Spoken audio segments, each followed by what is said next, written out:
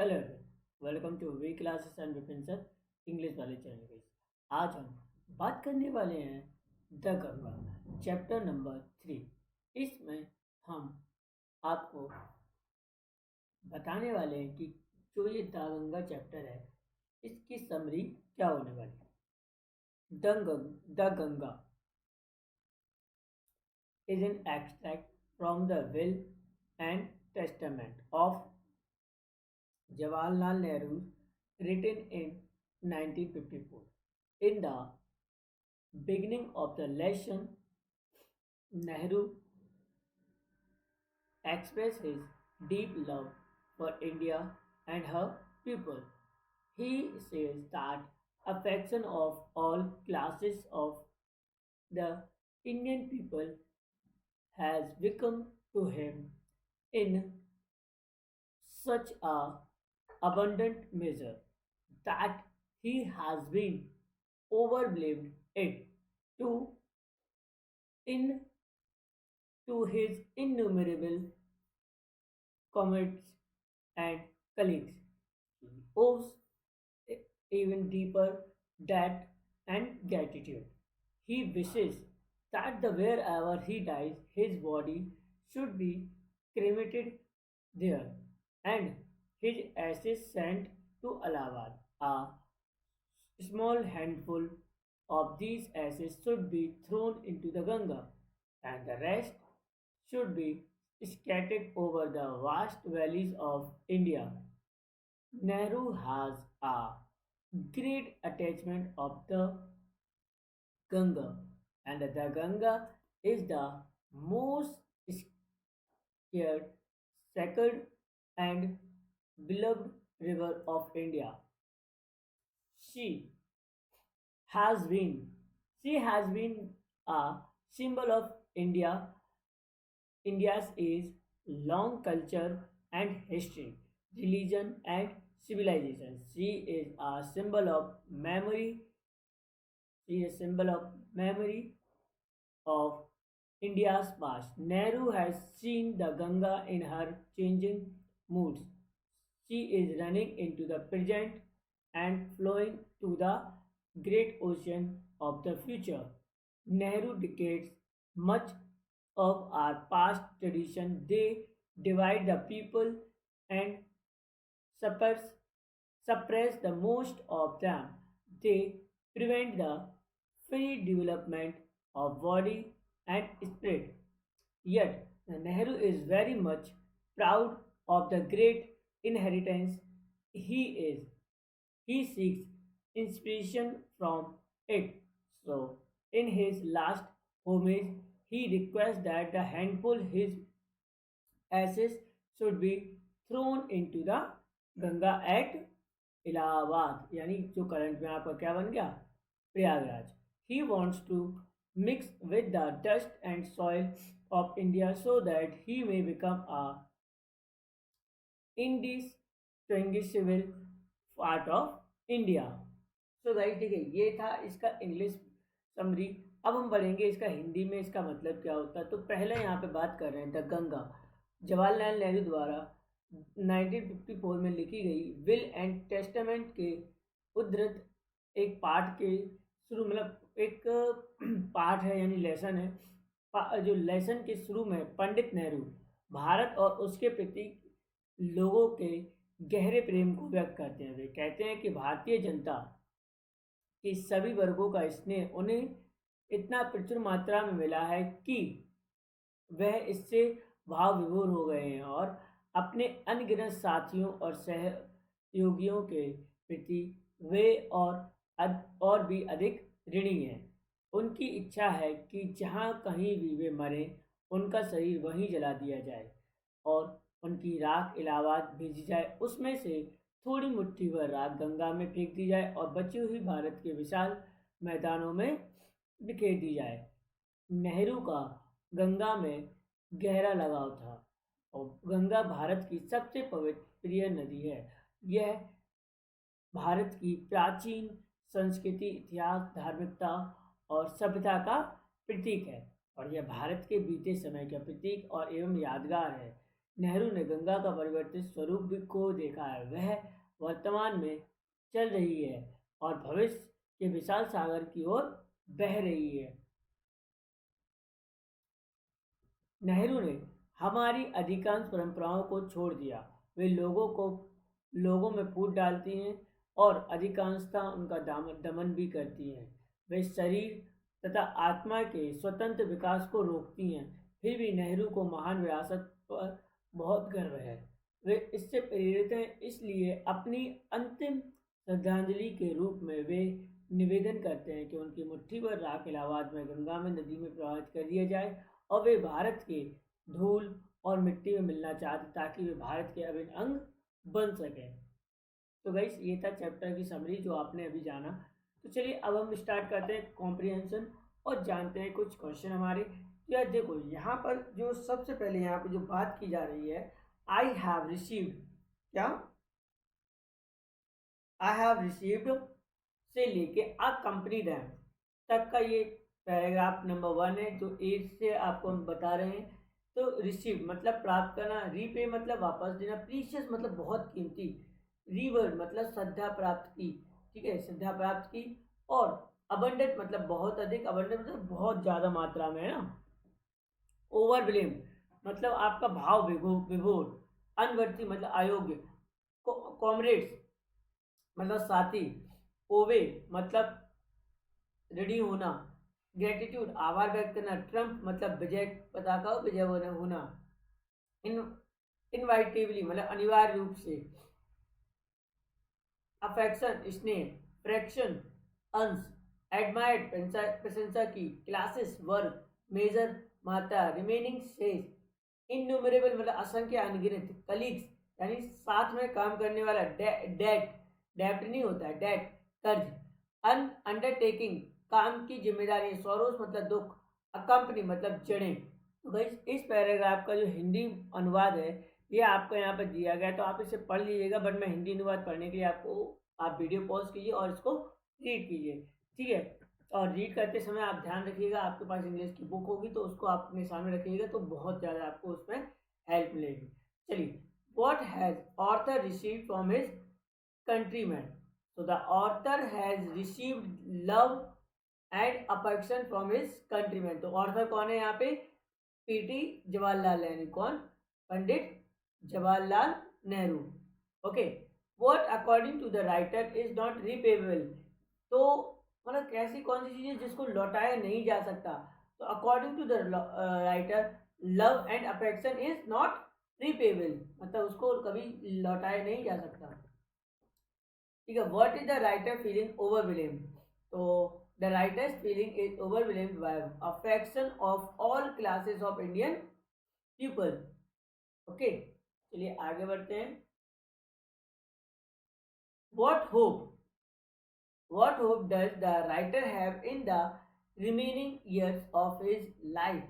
The writer hoped that in the remaining year of his life would not be unworthy of his people and their affection. So है ना, वो क्या चाहता था, लेखक आशा करता है कि शेष बचे हुए दिन में अपने लोगों के तथा उनके स्नेह को अयोग्य नहीं होगा। तो आगे बढ़ते हैं हमारे फिफ्थ क्वेश्चन पे। तो what does the writer owe to his comrades and colleagues? मतलब राइटर जो लेखक हैं जो पंडित जवाहरलाल नेहरू हैं, उन्होंने अपने साथियों सहकर्मियों से क्या बात कही कि वे किस चीज़ के ऋणी हैं? तो writer owes the deeper debt of gratitude of to his comrades, colleagues, because they had been joint partners in his great works and triumph and sorrow. मतलब कहने का लेखक अपने साथियों कर्मियों को अधिक आभारी है क्योंकि वे सभी उनके सभी महान कार्यों में तथा विजय दुखों में उनके सहभागी रहे, मतलब अच्छे में और बुरे वक्त में उनके साथ खड़े रहे। तो अभी पैराग्राफ जो है paragraph B, when I die से लेके देयर फॉलोज तक है इसका। तो इसका हिंदी वर्जन जो है आपको नीचे दिए गए, मैं फिर से कहूँगा बुक सामने रखिए और रीड करिए, ठीक है। क्रिमेटेड मतलब होता है दाह संस्कार, एसेस मतलब होता है राख, मेक मेजर मतलब बड़ा, इंडिकेटेड मतलब वर्णन करना किसी चीज का, प्रिजर्व मतलब सुरक्षित रखना, रिलीजियस मतलब धार्मिक, कंसर्न मतलब संबंधित, अटैच मतलब जुड़ा हुआ, वेयरिंग मतलब बदलते हुए, और ट्रेडिशन मतलब परंपरा। तो फॉरेन मतलब विदेश, हैंडफुल मतलब मुट्ठी भर, और डिस्पोज ऑफ मतलब समाप्त करना, रिटेन मतलब बचाकर रखना, और डिजायर मतलब इच्छा, सिग्निफिकेंस मतलब महत्व, सेंटिमेंट मतलब भावना, चाइल्डहुड मतलब बचपन, और मिथ मतलब पौराणिक कथाएं, क्या पौराणिक कथाएं। तो चलिए अब इसको देखिए, आप लोग पढ़ लीजिएगा इसका हिंदी अनुवाद। हम क्वेश्चन की तरफ बढ़ेंगे। ये सारे हमारे क्वेश्चन मिक्स और शॉर्ट हैं, नहीं लॉन्ग और शॉर्ट टाइप क्वेश्चन दोनों ही मिक्स है, तो आप लोग याद करते चलिएगा मेरे साथ। What does the writer desire after his death, मतलब मतलब जो इच्छा क्या थी राइटर की, यानी पंडित जवाहरलाल नेहरू की मृत्यु के बाद, तो वही क्या थी इच्छा? The writer desire after his death his body should be cremated where he dies, मतलब वो जहाँ मरे उसकी बॉडी और सदाशत का वहीं उसी स्थल पर कर दिया जाए। ठीक है। What does the writer wish in case he dies foreign country? अगर if the writer dies in the foreign country, अगर वो विदेश में मरता है, तो wishes that his body should be cremated there and his ashes should be sent to Allahabad, मतलब लेखक की अगर मृत्यु विदेश में होती है तो उसकी इच्छा है कि दाह संस्कार वहीं किया जाए और उनकी राख को इलाहाबाद भेज दिया जाए। Why was the author deeply attached to Ganga? तो लेख यानी the author was deeply attached to Ganga because since his childhood he has been watching moods of the Ganga Jamuna as the seasons change his thought of their history, myth, tradition, song and story। लेखक गंगा के अत्यधिक जुड़ा हुआ था क्योंकि बचपन से ही वह गंगा और जमुना के स्वरूपों को देखता रहा है, और जैसे जैसे मौसम बदलते हैं उसने इतिहास, पौराणिक कथा तथा परंपरा, गीत और कहानी के विषय को में भी सोचा है। ठीक है। Whose varying moods have been discussed there? Ganga and Jamna's varying moods have been discussed there, मतलब गंगा और जमुना के बदलते स्वरूपों के बारे में डिस्कस किया गया है इस पोएम में भी। स्टोरी में, पोएम तो है नहीं। Why does the writer want a handful of his ashes to be thrown in Ganga? The writer wants to wants handful of his ashes to be thrown in Ganga at Allahabad because he had been attached to Ganga and Jamuna since his childhood, क्योंकि वो गंगा और जमुना से अपने बचपन से जुड़ा हुआ है। चलिए अब पढ़ते हैं हमारे थर्ड पैराग्राफ यानी सी वाले पर। देखो सी में क्या, कहाँ से क्या, द गंगा स्पेशली से लेके ओशन ऑफ द फ्यूचर।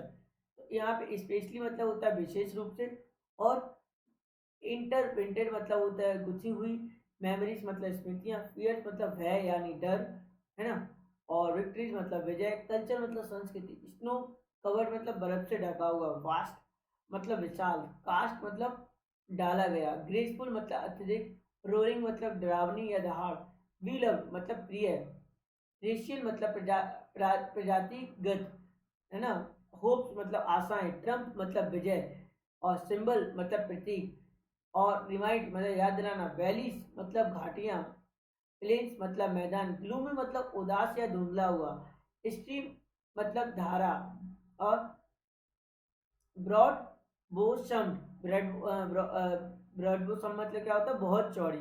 तो गाइस इस पैराग्राफ का हिंदी अनुवाद आपका दिया है, तो आप लोग रीड करिएगा, वीडियो पॉज करिएगा तब रीड करिएगा, है ना।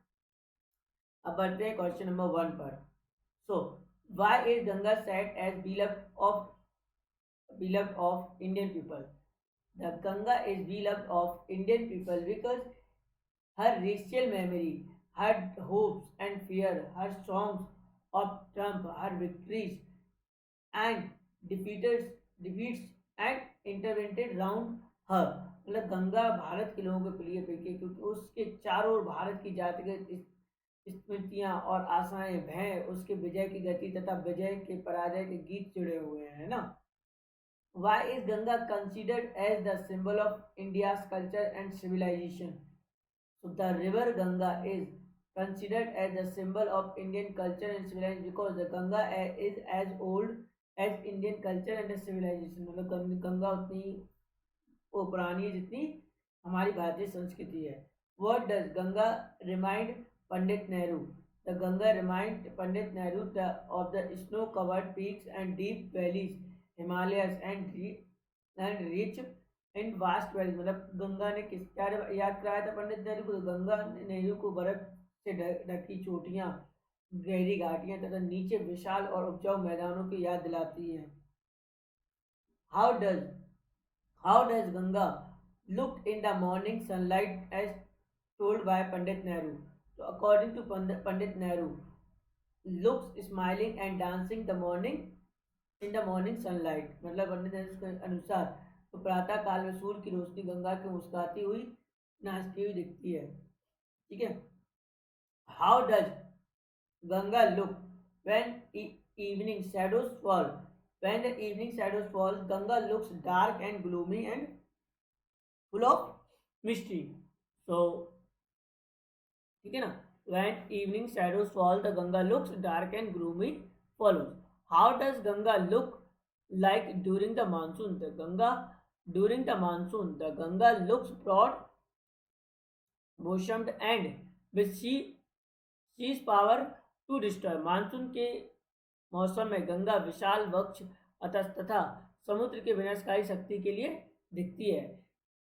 What does the Ganga symbolize that told by the Pandit Nehru? The Ganga symbolizes the India's age-long culture and civilization. है ना। आते हैं पैराग्राफ 3D पर, जो आपका स्टार्ट होता है एंड दो आइसेस पार्ट ऑफ इंडिया तक। तो चलिए इसमें क्या क्या वोकैबुलरी आपकी देखने को मिलती है। डिस्कर्टेड मतलब छोड़ दिया, कस्टम मतलब रीति रिवाज, सेकल्स मतलब जंजीरें या बेड़ियाँ, सप्रेस मतलब दबाना, डेवलपमेंट मतलब होता है विकास करना, कम्प्लीटली मतलब पूरी तरह, कॉन्शियस मतलब सचेत, इमेमोरेबल मतलब होता है जिसकी स्मृति भी ना रही हो, इंस्पिरेशन मतलब प्रेरणा, डिस्पोज मतलब विसर्जित करना, पीजेंट्स मतलब किसान, और मिंगल मतलब मिलाना, और ट्रेडिशन मतलब परंपरा, एनेक्सियस मतलब उत्सुक, कंस्ट्रेन मतलब कैद करना, प्रिवेंट मतलब रोकना, स्पिरिट मतलब आत्मा, इनहेरिटेंस मतलब पैतृक संपत्ति, डॉन मतलब प्रातः काल का समय, सीख मतलब ढूंढना, होमेज मतलब श्रद्धांजलि, स्कैटेड मतलब फैलाना, टॉयल मतलब घोर या आपका घोर परिश्रम करना, इंडिंग्विशुअल क्या इंडिस्टिंग्विशुअल मतलब आपका अभिन्न। ठीक है ना। ये आप देख सकते हैं यहाँ पे वर्ड, जो आपका पैराग्राफ है उसका हिंदी वर्जन आप पढ़िए, और पढ़ते समय ध्यान रखिएगा आपके साथ आपकी बुक होना जरूरी है। So why was the author discarded much of the past tradition? The author had discarded much of the past tradition and custom because they bind and constrain her and divide the people of India. लेखक ने भूतकाल की बहुत सी परंपराओं और रीति रिवाजों को त्याग दिया है क्योंकि वे उसे बांधती हैं, सीमित करती हैं और भारत के लोगों को विभाजित करती हैं। तो what does the author want to get rid of? लेखक भारत की किन बातों से छुटकारा दिलाना चाहता है? तो the author wants to get rid of all shackles that bind the constrain and divide her people। मतलब लेखक चाहता है कि भारत को उन जंजीरों से छुटकारा ले जो भारत के लोगों को बांधती हैं और विभाजित करती हैं। What is the author proud of? The author proud of India's great inheritance, मतलब भारत की महानता और विरासत पर वह गर्व करता है। What is the writer conscious conscious of? The writer conscious that he too look all of his link to in the unknown chain which goes back to the dawn of history in the immemorable past of India। लेखक इस बात से सचेत है कि सभी की तरह वह भी उस अटूट कड़ी का अंग है जो भारत के अति प्राचीन अतीत में इतिहास में आरंभ तक जाती है। तो लेखक भारत के लोगों से क्या प्रार्थना करता है, यानी what request does the writer make to the people of India? The writer request to the people of India a handful of his ashes thrown into the Ganga at Allahabad.